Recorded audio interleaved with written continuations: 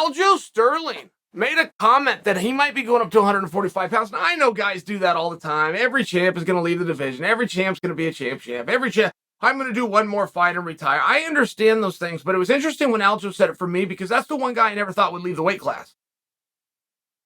And he might be a real Daniel Cormier type. I mean, you remember when Daniel Cormier left heavyweight. When he went up to heavyweight, he won the world championship. He left heavyweight. So it makes you wonder how long could have he been the world champion. He left heavyweight because he had a teammate. His teammate was Kane. He went down, Daniel grabs the belt at 205, and Kane goes off at heavyweight, and here you are. And what Aljo's talking about is the same thing.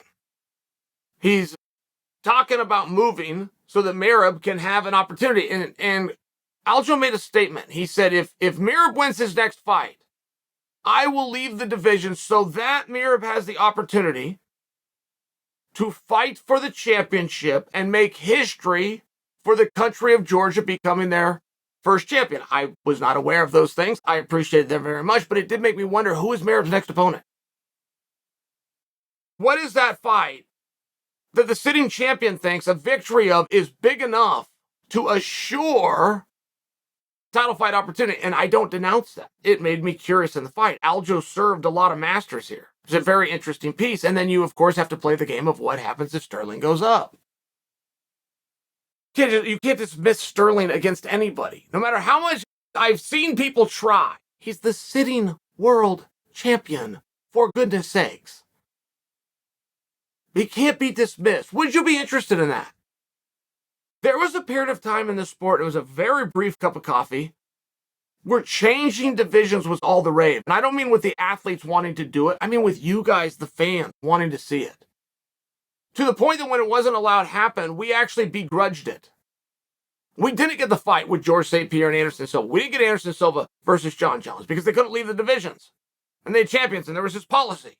And even though it wasn't written down, it wasn't allowed, we got this policy. And all of a sudden we change and go, oh my goodness, what could have we done over time? What could have we had?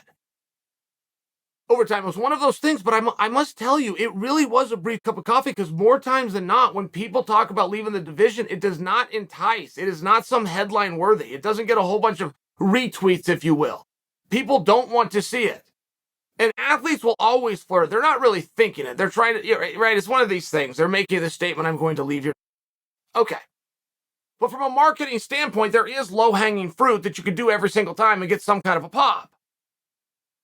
That one has bombed. It really has. Again, you could go back to 2017 when George did it, and it became like a thing. And I realized George wasn't even simultaneous, but he had left the weight class and got a title fight, and by the way, did well. And it was Daniel the first to actually do it and have the belt. I'm talking about like in the modern era. Amanda comes in, but that was very different circumstances.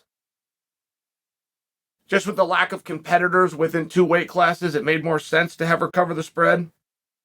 Which also creates an opportunity to have the big match with her and Cyber. I mean, I'm just sharing with you, it was very different. I don't know how much those ideas are open. And I see people try to do it. I've even seen the Bullet try to do it as of late. But they tend to go out of order. They tend to come in with a statement and hope that the statement and the parity and the interest within the statement will then take care of everything else. But it's really important that you go in order. If you want to leave your division, if you're really serious about that, and you're going to go up and you feel wholeheartedly that because you're a champion, your next fight at this event would be for a world championship, that the same thing should be true even if you change the weight class. Meaning, I'm not just leaving to become one of the boys. I'm leaving for a main event world title fight. Which is what absolutely everybody who's ever said the words as champion, I'm going to leave the division, they all mean that. When you say you're going to leave the division, you're starting out on third base. You got to start out on first base, which is you have to build an interest with the current champion in that weight class. Anybody that wants to leave the division, you got to start with getting some heat with that guy. It's a matchup issue. Accomplishments and resumes do not draw. They do not sell. There's an old theory that current promoters will still turn to when they don't have a storyline. When you don't have a storyline, you got to talk about, okay, Spinks was 31-0 and Tyson was 28-0. Somebody's O has to go. Like that never fails in market. It only takes you so far, but that never fails, but you're still reading resumes. You're reading about the guy that got shut out for the Olympic team. You're reading about the guy that got the Olympic medal. You're reading resumes, and you're talking about accomplishment. I can't remember the last time a big fight was made based on that. I just can't. So if you want to leave the division, if you're sincere, if you really want to leave the division, and I'm building this in, I could have this wrong as it pertains to Aljo, but if you want to, and you want the same deal when you leave, which is a championship match, leaving the division and getting thrown on site, it's not the way it works. I mean, that's amateurs. That's what they do in the amateurs. They have a bracket, and whoever advances takes on the other guy who advanced. It's a competitive architecture. It's a very good way to do sport. It's a very common thing to do sport. It is not a way to do promotion. So the order of those events does really matter. You don't get to just raise your hand one day and say, I'm going to leave the division. You have a contract within this division. Somebody else has to agree. They have to agree to amend and let you out of the contract. It's one of those things, and it's never going to work in that order.